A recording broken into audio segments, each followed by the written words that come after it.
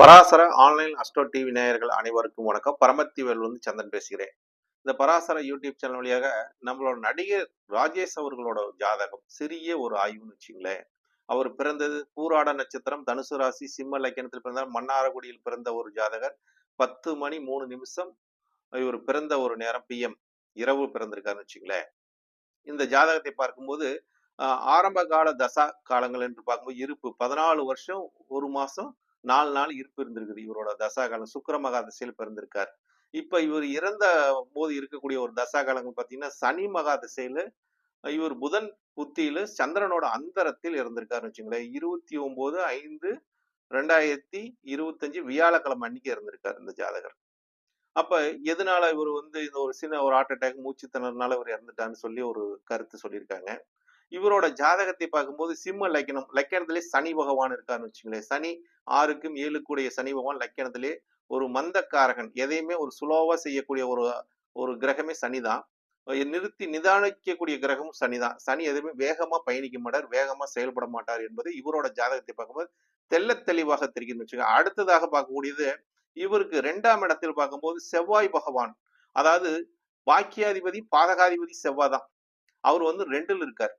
இவருக்கு 4ஆம் அதிபதி சுகஸ்தானாதிபதியும் செவ்வாய் தான். அவரும் 2ல் தான் இருக்காரு. அப்ப செவ்வாய் கேதுவோட சேர்ந்துட்டார். செவ்வாய்ங்கிறது ஒரு எதுவுமே ஒரு ஆன்மீகத்தை குறிக்கக்கூடிய ஒரு கிரகமும், இந்த செவ்வாய் ஒரு வேகத்தை குறிக்கக்கூடிய ஒரு கிரகமும் செவ்வாய் தான். ஆனா செவ்வாய் வேகமா செயல்படாம நிதானமா செயல்பட வச்சது யாருன்னு கேட்டீங்கன்னா கேது பகவான். ஏன்னா ஞானக்காரகன் கேதுவோட செவ்வாய் சேர்ந்தனால செவ்வாய் கேது இணைந்தாவே ஒரு ஆன்மீகத்துக்கு போய் சொல்லும். ஒரு ஆன்மீகத்தை நிகழ்வை எல்லாம் யார் என்பதை இவர் ஆராய்ச்சி பண்ணக்கூடிய தன்மை எதுக்கு கொடுத்ததுன்னா சனி லக்கணத்துல உட்கார்ந்தனாலையும், அதே மாதிரி செவ்வாய் கேதுவோட சேர்ந்தனாலையும், அதே மாதிரி 9ஆம் இடங்கிறது ஒரு பாக்கியத்தை கொடுக்கக்கூடிய இடம். அதே ஒரு தெய்வ அனுகூலமான இடமும் 9ஆம் இடம் தான் அப்படிங்கிற ஒரு தன்மை இவருக்கு. அது 2ஆம் இடத்துல அந்த அதிபதி இருந்ததுனால இவரோட பேச்சுகள் எப்பொழுதுமே நல்ல ஒரு தன்மையாக பேசக்கூடிய தன்மை, கம்பீரமாக பேசக்கூடியவராக இருப்பார். அதே மாதிரி இவரோட பேச்சு யாரையும் புண்படுத்தாதுங்க. செவ்வாய் 2ல இருந்தா மற்றவங்க பேசினாவே நமக்கு சண்டைக்கு தான் பேசுவாங்கன்னு சொல்லுவாங்க. இவருக்கு செவ்வாய் 2லுங்க கேதுவோட சேர்ந்தனால ஆன்மீக பேச்சும், அதே மாதிரி ஜோதிடத்தோட ஞானத்தை புகுத்தினார் என்று சொல்ல வேண்டும். அதாவது மக்கள் மத்தியிலும் ஒரு விழிப்புணர்வை ஏற்படுத்தினார் என்று தான் சொல்ல வேண்டும். ஏன்னா இவரு இவர் எல்லாமே ராஜேஷ் நடிகர் ராஜேஷ் ஐயா நடிகர் ராஜேஷா தான் தெரியும். ஆனா இவர் மிகப்பெரிய ஒரு ஜோதிடருங்க. ஜோதிடத்தை மிக ஆழமாக நேசிக்கக்கூடிய மனிதர். அதே மாதிரி ஜோதிடத்தை உண்மை என்று பல பேர் மத்தியில் நிரூபிச்சவர் அப்படின்னு சொல்லலாம். ஏன்னா இவர் கிறிஸ்துவ மதத்தில் பிறந்தார். கிறிஸ்துவராக இருந்தா கூட அந்த மதத்தில் பிறந்து தனக்காக ஒரு சமாதியும் உருவாக்கி வைத்துக் கொண்டவர். 40 வயசுல ராகு மகா திசையில அதை உருவாக்கிக்கிட்டாரு. அந்த நிகழ்படலாம் நம்ம அவர் நிறைய பேட்டியில சொல்லியிருக்காருன்னு வச்சுங்களேன். அதெல்லாம் இப்போ வெளியே வந்துட்டு இருக்குன்னு வச்சுங்களேன். அந்த மாதிரி ஒரு நிகழ்வுலாம் இவரோட ஜாதகத்துல இருக்குது. அதே மாதிரி இவருக்கு 5ஆம் இடம் பூர்வ புண்ணியம் என்று சொல்லக்கூடிய இடத்துல பாத்தீங்கன்னா 3 கிரகங்கள் யாரு யாரு அப்படின்னு பார்த்தா சூரியன் சந்திரனும் சேர்ந்திருக்காங்க. இது அமாவாசை யோகம்னு சொல்லக்கூடிய ஒரு தன்மை. அங்க புதன் சேர்ந்திருக்காரு. வாக்காதிபதி போய் 5ல் இருக்கார். லாபாதிபதி அவர் தான். அதாவது தன்னோட பேச்சு சாதுரியமா பேசக்கூடிய தன்மையும், புத்திசாலியா பேசக்கூடிய தன்மையும், பிறரிடத்தில் இருக்கக்கூடிய விஷயத்தை எப்படியெல்லாம் நம்ம அதை சேகரிக்கக்கூடிய ஒரு தன்மை இவர்கிட்ட ஆற்றல் அதிகம். ஆள் மனசில் அதிகம். இவரோட நிலைப்பாடுகளை உணர்த்தி கொண்டே இருக்கும்னு வச்சுங்க. ஆள் மனசு உணர்த்தி கொண்டே அது எடுத்து காலதேவனுக்கு 9ஆம் இடம் பாக்கியத்தை கொடுக்க இடமா போச்சுங்க. அந்த இடத்துல 3 கிரகம் இருந்ததுனால இவருக்கு 3 விதமான ஒரு தன்மைகளை கொடுத்துச்சு. ஆன்மீக தன்மையை கொடுத்துச்சு, நடிப்பு துறையை கொடுத்துச்சு, அடுத்தது ஜோதிட துறையும் கொடுத்துச்சு. இவரு கிறிஸ்துவர்ல பிறந்தா கூட அந்த மதத்தை பத்தி கூட அதிகம் பேசியிருக்க மாட்டாரு. ஆனா இந்து மதத்தை பத்தி அனைத்துமே ஒரு நல்ல ஒரு இந்து தர்ம நிலையெல்லாம் என்னங்கிறத நல்ல ஒரு சொல்லக்கூடிய ஒரு ஆற்றல் மிக்க ஒரு மனிதராக சொல்லியிருக்காரு. அதே மாதிரி ஜோதிடத்தைங்க மிக தெளிவான முறையிலும், மிக அனைவருக்கும் இவர் ஜாதகம் பார்க்கலினா கூட மற்றவங்களுக்கு எல்லாம் ஒரு ஜாதகம் ஜோசியராக ஜாதகம் பார்க்கல. ஆனா ஜோதிடத்தை மற்ற இடத்துல ஜோதிடம் உண்மைதான், ஜோதிடம் என்பது உண்மைதை, ஜாதகமும் உண்மைதான், அதை சரியா பார்க்கணும், சரியா சொல்லணும், அதை சரியா ஆராய்ச்சி பண்ணாங்கன்னா அது உண்மை நிலையை நம்ம உணர்ந்து கொள்ள முடியும் அப்படின்னு நீங்க பிறந்தவங்க எல்லாம் ஜாதகத்தை எழுதி வச்சுக்குங்க, எழுதி வச்சு பாருங்க. இந்த காலகட்டம் இதெல்லாம் நடக்கும்போது கண்டிப்பா அதான் நடக்குங்க அப்படின்னு ஒரு ஆழமா சொன்னபோது இவர் வாழ்க்கையில நடந்த ஒரு நிகழ்வை எல்லாம் ஓப்பனா ஒளிவு மறைவு இல்லாம சொன்னாரு. அதாவது ஒரு மனைவியை பிரிந்து ஒரு மனைவி ஒரு கணவனை விட்டு பிரிஞ்சுட்டா அந்த கணவர் அனாதையா இருப்பாரு. ஆனா ஒரு கணவர் மனைவி விட்டு பிரிஞ்சுட்டு அவன் அனாதை கிடையாது. அதாவது மனைவி போயிட்டா சகலமும் போச்சுன்னு ஒரு சாஸ்திரம் சொன்னது அவரோட வாழ்க்கையில உணர்ந்த ஒரு நிகழ்வை ஒரு பேட்டியில சொல்லியிருக்காரு. அதாவது மனைவி போனதுக்கு அப்புறம் நான் ஒரு அனாதையா இருக்கிறேன் அப்படிங்கிற ஒரு கருத்தை சொல்லும்போது, மனைவி எல்லாம் நேசிங்க. மனைவிக்கு பேச்சுக்கு முக்கியத்துவம் குடுங்க. நீங்க இந்த சின்ன சின்ன சண்டை பண்ணி ஏன் உங்களுக்குள்ள வாழ்க்கைய நமக்கு இவ்வளவு நாள் வாழப் போறோங்கிற ஒரு நிலைப்பாடு முக்கியம் இல்ல. இவ்வளவு நாள் வாழ்ந்த வாழ்க்கை தான் முக்கியம். அப்ப வாழப்போற வாழ்க்கைய ஒரு சந்தோஷமா சண்டை சச்சரவு இல்லாம வாழுங்கன்னு சொல்லிட்டு, கணவன் மனைவிக்கு ஒரு அட்வைஸ் மாரி நெறைய விஷயத்த அவரு குடுத்திருக்காருன்னு வச்சுக்கங்களேன். அவர் உண்மையான வாழ்ந்த ஒரு நிலைப்பாட்டை இப்படிலாம் இருக்கக்கூடாதுன்னு சொல்லி அவரு ஒரு பேட்டியில சொல்லியிருக்காரு. அத கேட்கும்போது எனக்கே ஒரு நல்ல ஒரு கருத்து முன் வச்சிருக்காருன்னு தான். அப்ப இதுக்கெல்லாம் காரணம் என்னன்னு கேட்டீங்கன்னா, அவர் 5ஆம் இடத்துல இந்த 3 கிரகம் இருந்தனால, அதாவது அந்த கிரகங்கள் அவர் ஆழ் மனசில் எழுந்த ஒரு நிகழ்வை எல்லாம் அழகா சுட்டிக்காட்டுனேன்னு வச்சுங்க. அடுத்தது பார்க்கும்போது 6ஆம் இடத்துல இவருக்கு வந்து சுக்கிரன், குரு சேர்ந்தனா 1 மணிக்கு மேல தாரம் இல்லைங்க. சுக்கிரன், குரு சேர்ந்தாவே எந்த ஒரு ஜாதகத்திலயும் பொதுவா, அது எந்த லக்னமா இருக்கட்டும், எந்த ராசியா இருக்கட்டும். சுக்கிரனும், குருவும் சேர்ந்தா ஏகதாரம் தான் அப்படிங்கிற ஒரு நிலைப்பாடு நெறைய ஜாதகத்துல பார்க்கக்கூடிய ஒரு தன்மை இருக்குதுங்க. ஆ இந்த கிரகத்தை வச்சு அந்த கருத்தை சொல்றேன். இவர் ஜாதகத்துல அது வந்து நிரூபிச்சக்கூடிய ஒரு தன்மை தான். அவர் வந்து ஒரு மனைவியே போதும். அதோட வாழ்ந்த வாழ்க்கையே எனக்கு திருப்திய குடுத்துச்சு அப்படிங்கிற ஒரு கருத்தை, இவர் அந்த மனைவியை நேசிச்சார் என்ற ஒரு கருத்து எதனாலேன்னா, அந்த குரு பகவான், சுக்கிரன் சேர்ந்து இருக்கிறதுனால, அந்த மனைவிய வந்து நேசிக்கக்கூடிய ஒரு தன்மை இவர் ஜாதகத்துல இருந்துச்சு. அதே மாரி 7ஆம் அதிபதி லக்கணத்துல இருந்தனால, 7ஆம் அதிபதி கலஸ்திரக்காரன் சனி. அவர் லக்கணத்திலே இருந்தனால, அந்த மனைவிய பத்தி ஆழமாக புரிந்து கொண்டார், நேசிச்சார் என்ற ஒரு கருத்தையும் அவர் சொன்ன விதம் மிக அருமை. அடுத்தது இவருக்கு வந்து அ 7ஆம் இடத்துல கிரகம் இல்லைங்க.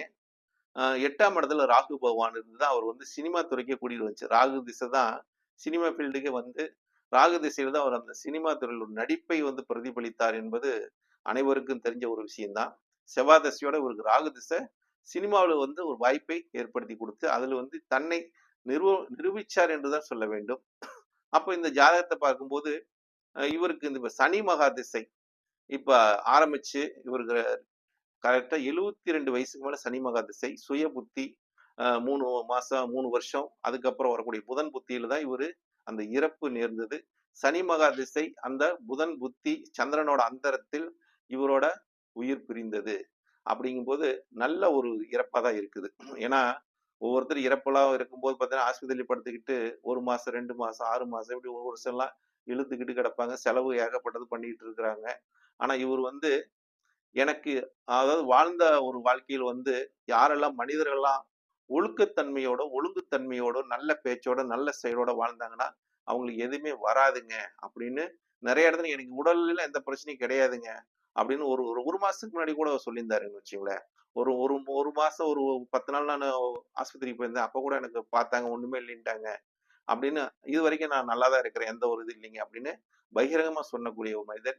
இந்த மாரி பிரபஞ்சம் அந்த எந்த ஒரு நிகழ்வுக்கும் ஒவ்வொரு காலகட்டத்தில் ஒவ்வொருக்கும் அந்த மாரி தடுமாற்றத்தை குடுக்கும் அப்படிங்கும்போது, இவருக்கு ஏன் அந்த தடுமாற்றம் திடீர்னு குடுத்துச்சுன்னு கேட்டீங்கன்னா, கோச்சார கிரகங்கள் என்று சொல்லக்கூடிய சனி பகவான், இப்ப வாக்கியமா, திரிகணிதமா என்று இந்த பஞ்சாங்கம் அப்படின்னு 2 இது இப்ப திருக்கணிதப்படி பஞ்சாங்கத்துல சனி பெயர்ச்சி இல்ல அப்படின்னு சொல்றாங்க. இவருக்கு சிம்ம லக்கினத்தில் பிறந்த இவரு சனி பகவான் வந்து பாத்தீங்கன்னா, இப்ப 7ல் இருந்த சனி பகவான் 8க்கு போயிட்டாரு. வாக்கிய ரீதியாக, இந்த திருக்கணித ரீதியாக. வாக்கியத்துல 7லயே தான் இருக்காரு. 7லயே தான் இவ்வளவு நாள் இருக்காருன்னு வச்சுக்கங்களேன். ஆனா, திருக்கணித ரீதியா ஒரு 8க்கு போனனால அஷ்டம ஸ்தானத்தில் அந்த கோச்சார ராகுவை, ஜனன ராகுவை வந்து இவர் வந்து அந்த டச் பண்ணும்போது, கோச்சார சனி டச் பண்ணும்போது, அதே மாரி அஷ்டமத்தில இருக்கிற சனி பகவான், இவர் கோச்சாரத்துல சனி பகவான் வந்து இவர் ஜாதகத்திலே இருக்கு, லக்கணத்திலே இருக்கிறதுனால, அந்த சனி பகவான் அங்க ஆயுள்காரகன், ஆயுள் ஸ்தானத்துக்கு போகும்போது, ஆயுள வந்து இவருக்கு இந்த ராகுவோட சேர்ந்தனால, அந்த ஆயுளுக்கு பங்கத்தை குடுத்துச்சு. எதனால பங்கத்த குடுத்துச்சுன்னா, மாரகாதிபதியோட புத்தி. அதாவது இந்த சனி மகா திசையில ஒரு மாரகாதிபதி புத்தி அஷ்டமத்துல உட்கார்ந்த சனி பகவான் மாரகாதிபதியோட புத்தியில சந்திரனோட அந்தர விரயத்தை சொல்லக்கூடிய இடம். 12ஆம் அதிபதியா சந்திரன் வர விரயத்தை சொல்லக்கூடியது. அந்த காலகட்டம் எல்லாமே கோச்சார நிலை இவருக்கு சரியில்லாத ஒரு தன்மையும், இருந்தாலும் இவரோட வாழ்ந்த வாழ்க்கைங்கிறது அனைவருக்கும் ஒரு நல்ல ஒரு வாழ்க்கைய வாழ்ந்து தான் செஞ்சிருக்காரு. வாழ்ந்துட்டு தான் போயிருக்காரு என்பது உண்மைதான். ஆனா இதெல்லாம் நீங்க முன்னாடியே சொல்லலாம்ல்ல. இந்த காலகட்டத்தில் ஏற்படும் அதாவது இறப்பு, பிறப்பு என்பது இறைவனோட செயல். எந்த காலகட்டத்துல வேணா என்ன வேணா நடக்கலாம். அனுமானிக்கும் திறன் ஜோதிடத்தோட ஒரு கலை. அதே மாரி இந்த நிலைப்பாட்டை அவரே உணர்ந்திருப்பாரு. உணர்ந்திருந்தாலும் அவரோட செயல்பாடுகள் இன்னும் அவருக்கு வந்து ஏன்னா இருக்கிற வரைக்கும் நல்லா தான் இருந்தாரு. எந்த ஒரு இது இல்லாம ஒரு படுக்காம நல்லா தான் இருந்தாரு. திடீர்னு தான் அந்த நிகழ்வை குடுத்துச்சு. திடீர்னு குடுக்கறனால, பிரபஞ்சம் இதுக்கு மேல நீ இந்த இந்த நீ பிறந்த பயன அடைஞ்சுட்ட அப்படின்னு பிரபஞ்சம் கூட்டிக்கிச்சு அவர. அப்படிங்கிறத சொல்லணும். அப்ப அவரோட தன்மை இந்த காலகட்டங்கள் கோச்சார ரீதியா அந்த சனி மகாவோட அ 7ஆம் அதிபதி திசையும், அதே மாரி அஷ்டமத்துல போய் கோச்சாரத்தில் இருந்தனால, அந்த மாரகாதிபதியுடைய புத்தியும், அந்தரமும் சந்திரனோட அந்தரமும் எல்லாம் ஒண்ணு சேர்ந்து வந்தனால, இவருக்கு இந்த காலகட்டங்கள் அந்த இறப்பை ஏற்படுத்துது இந்த கிரகங்கள். இருந்தாலும் இந்த கிரகங்கள் இத குடுத்திருந்தாலும், இவருக்கு ஆரோக்கியமான ஒரு மரணத்த குடுத்திருக்குது. அத மோட்ச நிலை அடைஞ்சிருக்காருன்றத சொல்ல வேண்டும். அதனால இவர் வந்து இறப்புங்கிறது இவருக்கு வந்து ஒரு சந்தோஷத்த தான் குடுத்துச்சு. அப்படிங்கிற ஒரு தன்மையும், ஆனா இந்த இறப்பு நமக்கெல்லாம் ஒரு வருத்தத்தையும், குடும்பத்துக்கே ஒரு வருத்தத்தையும் ஏற்படுத்தினாலும், அவரோட வாழ்க்கைக்கு ஒரு கஷ்டப்படாம அவரோட வாழ்க்கைய வாழ்ந்துட்டு, கஷ்டப்பட்டு வாழ்ந்தாலும், போகும்போது கஷ்டப்படாம அவரோட இந்த நிகழ்வு நடந்தது என்பது அவருக்கு ஒரு சந்தோஷமா, அவருக்கு ஒரு திருப்திய குடுத்திருந்தாலும், நமக்கு ஒரு வருத்தத்தை குடுக்குது. இருந்தாலும் ஒவ்வொரு மனிதர்களும் தன்னை தானே ஒரு ஒழுங்குபடுத்தி வாழ்வது சிறப்பை தரும் என்பது அவர் சொன்ன விஷயங்கள் அனைவருக்கும் நல்ல ஒரு பாடமான செய்திகளை ஜோதிட ரீதியாவும் சரி, ஆன்மீக ரீதியாவும் சரி, அவரோட கிறிஸ்துவ மதத்துல பிறந்தா கூட இந்து மதத்தை ரொம்ப நேசிச்சவரு. ஜோதிடத்தை உண்மை என்று சொன்னவரு மக்கள் மத்தியில. அவரோட ஜாதகத்தையும் நான் இந்த யூடியூப் சேனல் வழியாக பராசரன் ஆன்லைன் அஸ்ட்ரோ டிவி மூலமாகவும் கருத்தை பதிவிட்டிருக்கிறேன். யூடியூப் இந்த ஜாதகத்தை பதிவிடுகிற நண்பர்களே, இதை நீங்களும் பார்த்துக் கொள்ளுங்கள். உங்களோட கருத்தை அதில் பதிவிடுங்க. ஏன்னா, ஜோதிடத்தை உண்மை என்று சொன்னவர் ஏன் அது உண்மை என்று சொன்னார்? அவர் ஏன் இந்த அளவு ஜோதிடத்தை நேசிச்சார் அப்படின்னா, புதன் தாங்க அவருக்கு யோகியே. புதன் தான் அவருக்கு வந்து சுக்கிரனோட சாரத்தை பெற்று, பூர்வ புண்ணியத்தம் என்று சொல்லக்கூடிய இடத்துல 5ஆம் இடம் லக்னாதிபதியோட சேர்க்கை பெற்று இருந்ததுனால, அது சந்திரன் மணக்காரனோட சேர்க்கை பெற்றிருந்ததுனால, அந்த ஜோதிடத்தை கடைசி காலத்தில் மிக உன்னதமாக நேசிச்சு, அதோட ஒன்றாக வாழ்ந்தார் என்று சொல்ல வேண்டும். ஜோதிடமும் ஆன்மீகத்தோட அதையும் ஜோதிடத்தை நேசிச்சார். சினிமா ஃபீல்டுல இருந்து அதுக்கடுத்து வந்து ஜோதிட ஃபீல்டுல வந்து அதுல வந்து இவரு தன்னை அர்ப்பணிச்சு, எதையும் எதிர்பார்க்காம, அந்த துறையில இருந்து எதையும் எதிர்பார்க்காம, அ கடைசி காலத்துல ஜோதிட பூர்வமாக தன்னை நிரூபிச்சார் என்று சொல்ல வேண்டும் என்ற ஒரு கருத்தை முன்வைக்கிறேன். இதை கேட்டுக்கொண்டிருந்த அனைவருக்கும் நெஞ்சார்ந்த நன்றிகள். வாழ்க வளமுடன். பரமத்தி வேலுமணி சந்திரன். உங்களோட கருத்துக்களை, கமெண்ட்களை இந்த பராசர ஆன்லைன் அஸ்ட்ரோ டிவி மூலமாக பதிவிடுங்கள் நண்பர்களே. வாழ்க வளமுடன், வாழ்க வளமுடன், வாழ்க வளமுடன்.